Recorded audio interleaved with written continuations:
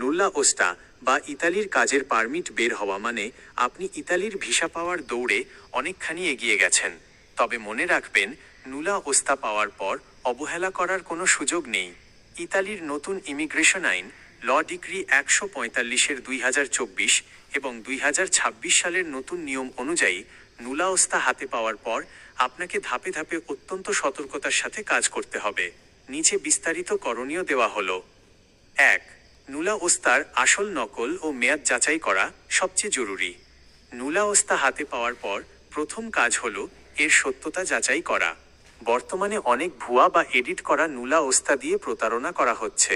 Online verification ইতালির স্বরাষ্ট্র মন্ত্রণালয়ের মিনিস্টেরো ডেল ইন্টারনো অ্যালাই পোর্টাল থেকে আপনার নুলা ওস্তার আইডি নম্বর দিয়ে এটি আসলেই ইস্যু হয়েছে কিনা তা চেক করুন।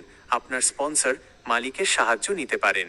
মেয়াদ পরীক্ষা মনে রাখবেন, ইস্যু হওয়ার পর থেকে সাধারণত 180 দিন 6 মাস পর্যন্ত একটি নুলা ওস্তা বৈধ থাকে। এই মেয়াদের মধ্যেই আপনাকে ঢাকায় ইতালিয়ান অ্যাম্বাসিতে ভিসার জন্য ফাইল জমা দিতে হবে। 2. 2026 সালের নতুন নিয়ম ভিএফএস ওয়েবফর্ম পোর্টালে রেজিস্ট্রেশন। বাংলাদেশি কর্মীদের জন্য এখন ইতালির ওয়ার্ক ভিসার অ্যাপয়েন্টমেন্ট সরাসরি বুক করা যায় না। 2025 সালের এপ্রিল থেকে চালু হওয়া ভিএফএস গ্লোবাল ওয়েবফর্ম পোর্টাল এর মাধ্যমে আবেদন সাবমিট করতে হয়।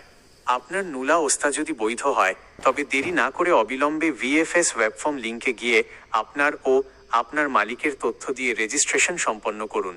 সুখবর, এই পোর্টালে সফলভাবে রেজিস্ট্রেশন করার সাথে সাথেই আপনার নুলা ওস্তার 180 দিনের যে মেয়াদ এক্সপিরেশন টাইম তা সাময়িকভাবে স্থগিত বা ফ্রিজ হয়ে যায়। অর্থাৎ এম্বাসির সিরিয়াল পেতে দেরি হলেও আপনার নুলা ওস্তার মেয়াদ শেষ হবে না। 3. মালিকের পক্ষ থেকে চাকরির অফার নিশ্চিতকরণ জব অফার কনফার্মেশন। 2026 সালের নতুন নিয়মে ইতালির ইমিগ্রেশন বিভাগ বা এসইউআই স্পর্টেল্লো ইউনিকো পার এল ইমিগ্রেজিওনে একটি কড়া নিয়ম চালু করেছে। 15 দিনের ডেডলাইন। আপনি বাংলাদেশে ভিসার আবেদন জমা দেওয়ার পর ইতালির ইমিগ্রেশন বিভাগ আপনার ইতালিয়ান মালিকের কাছে পুনরায় একটি কনফার্মেশন চাইবে। মালিককে নোটিশ পাওয়ার 15 দিনের মধ্যে ইমিগ্রেশন পোর্টালে বা পিখি সার্টিফাইড ইমেইলের মাধ্যমে নিশ্চিত করতে হবে যে তিনি আসলেই আপনাকে চাকরি দিচ্ছেন। তাই আপনার মালিকের সাথে সার্বক্ষণিক যোগাযোগ বজায় রাখুন। 4.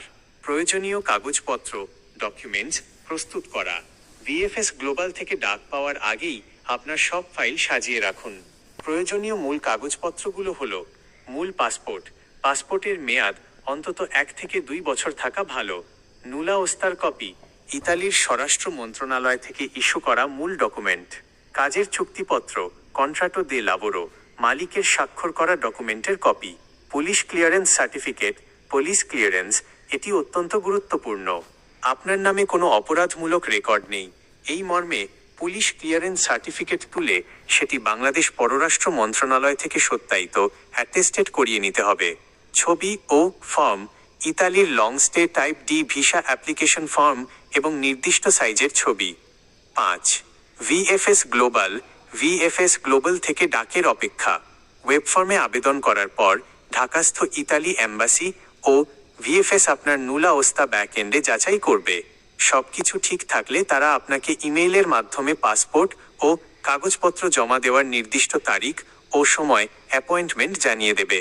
সেই নির্দিষ্ট দিনে গুলশান বা নির্ধারিত সেন্টারে গিয়ে বায়োমেট্রিক আঙুলের ছাপ ও ফাইল জমা দিতে হবে।